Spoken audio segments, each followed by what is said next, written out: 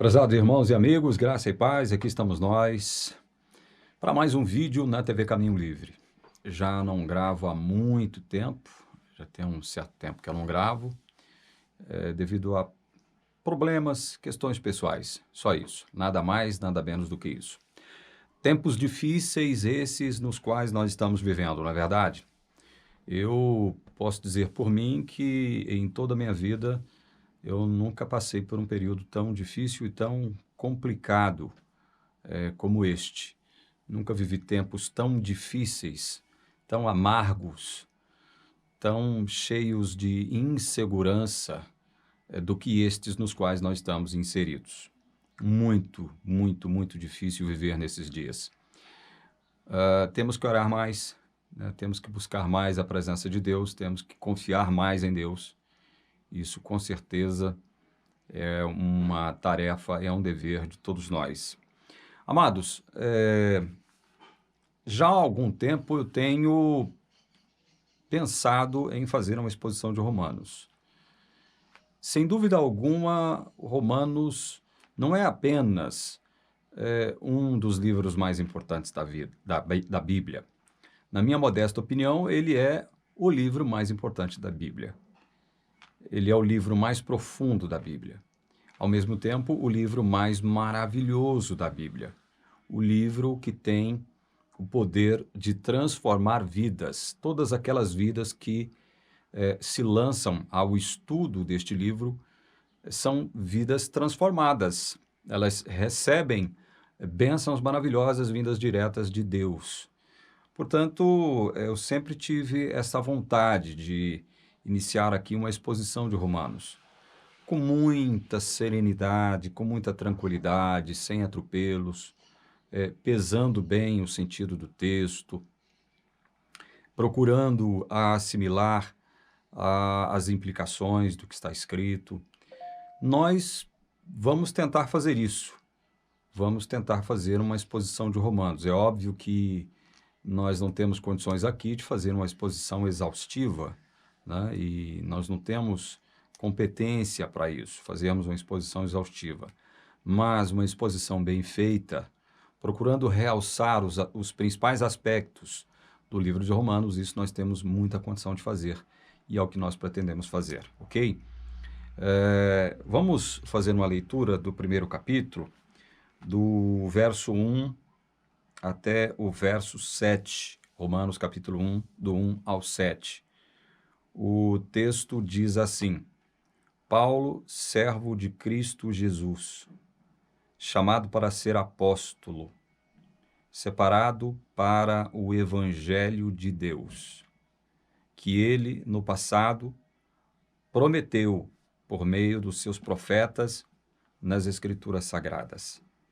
Este evangelho diz respeito a seu filho, o qual, segundo a carne, veio da descendência de Davi, e foi designado Filho de Deus com poder, segundo o Espírito de santidade, pela ressurreição dos mortos, a saber, Jesus Cristo, nosso Senhor.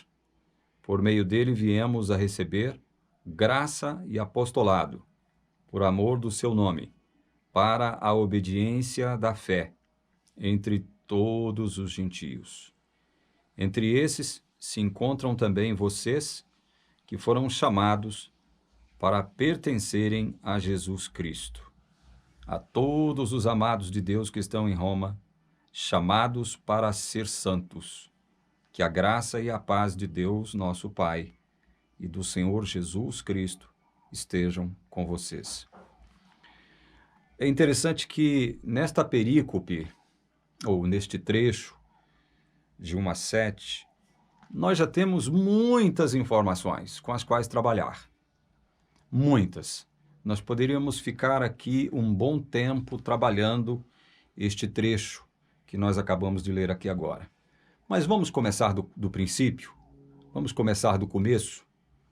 Paulo não foi aquele que inaugurou, que fundou a igreja na cidade de Roma.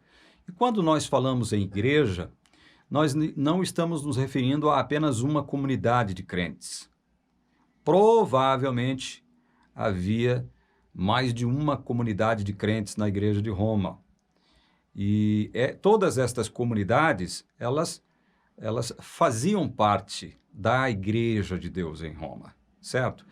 Portanto, não foi Paulo que fundou a igreja de Roma, certo? E provavelmente havia mais de uma comunidade de crentes em Roma, já que os cristãos primitivos costumavam, especialmente os gentios, se reunir nas casas dos irmãos, já que as sinagogas já não eram um espaço franqueado para os cristãos frequentarem, certo? As sinagogas dos judeus. Então, eles se reuniam nas casas dos irmãos.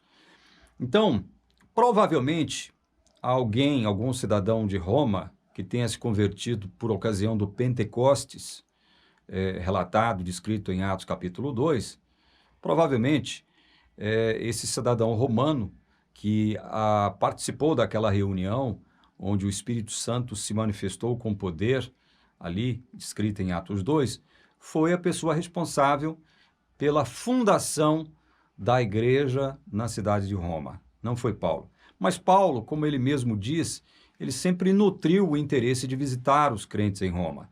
E não é à toa, Roma era a capital do mundo antigo, era a principal e maior cidade do mundo antigo. Então, Paulo sempre nutriu este interesse, certo? Mas, enquanto ele não podia estar presencialmente com os irmãos, ele decidiu, evidentemente, guiado, orientado, movido pelo Espírito Santo, a escrever a epístola aos crentes em Roma. E ele começa se identificando Paulo, servo de Cristo Jesus.